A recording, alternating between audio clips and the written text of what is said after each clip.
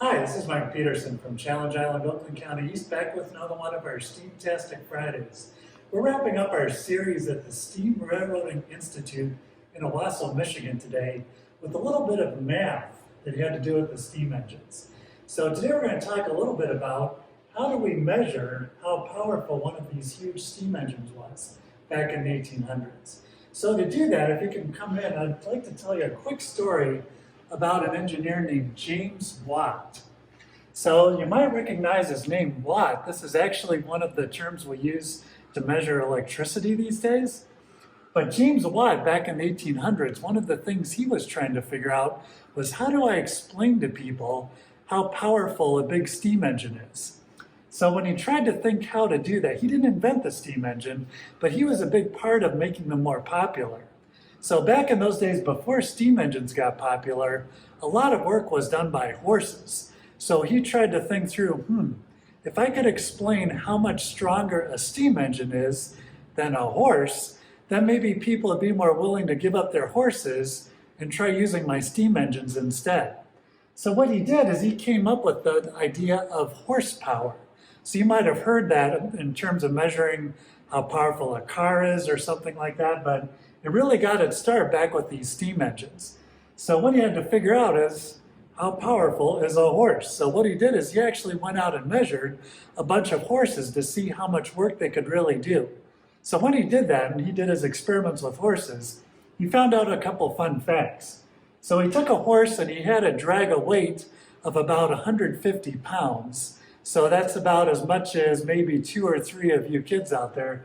He found that a horse could drag that along at about 2.5 miles an hour. So that's about as fast as somebody's walking fairly slowly for an hour or so. So that's one way to measure how powerful a horse is. Another way to measure it is he took a horse and figured out how much can a horse lift. So he attached about 550 pounds to a weight and a rope, put it on the horse, and figured out that the horse could lift that up about 1 foot high off the ground in about a second. So when we measure how powerful a horsepower is, we can use either of those to kind of estimate how strong other things are in terms of horsepower.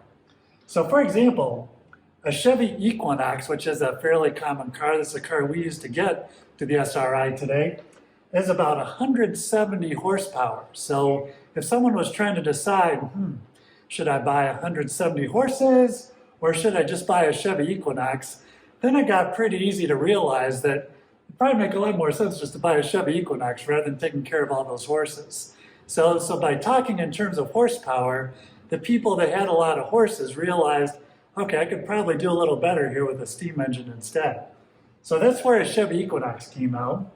The 1225, which we've talked about quite a bit here at the SRI, had about 3,000 horsepower. So that could take the place of a lot of horses when it came to doing work. Now at a high extreme, just in case you're curious, okay, how big can we get in terms of horsepower?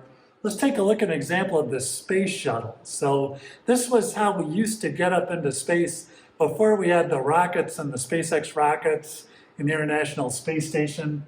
When we would launch the space shuttle from the United States, that actually took about 37 million horsepower to take that big aircraft and launch it up into space. So obviously there would have been no way to connect 37 million horses to that spacecraft and move it into space. That just kind of gives you a general feel compared to a car or a train, how much power it actually takes to get up into space. So if you'd like to try experimenting with that, so take that idea of some of these measurements here and figure out, okay, how many horses would it take me to maybe move my car or move my house down the road? So you can do some math and turn a lot of common measurements into horsepower, get a sense of how many horses it would have taken to do that work back in the day. All right, so let's try doing a quick math example of how we could take what we just learned about the power of a horse and figure out how many horsepower it would take to do a couple fun things. So let's say for fun you wanted to move your refrigerator at home and take it for a walk down the street. Now that would be a lot of work, but a refrigerator weighs about 300 pounds. So if we look here, so James Watt figured out if we can move 150 pounds and walk it down the road, that's about 1 horsepower. So a refrigerator at 300 pounds, that's about twice as much as what that horse could lift.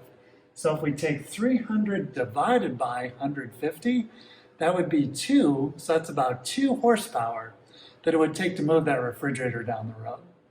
Let's try another a little sillier one. Let's say we wanted to move an elephant down the road. How much horsepower would that take? So a regular African elephant is about 6,000 pounds, so it's pretty heavy. So if we take 6,000 divided by 150, what does that come out to? So if we do the math on that, that should work out to about 40 when we do that. So 6,000 divided by 150 is about 40. So if we wanted to pick up that elephant, carry it down the road about that fast, that's going to take about 40 horsepower to do that work. So it's a lot of work, but take about 40 horsepower. So if you've got that much energy to work with, go ahead and give that a try sometime. All right, with that, thank you so much for joining us, and we'll see you again next time.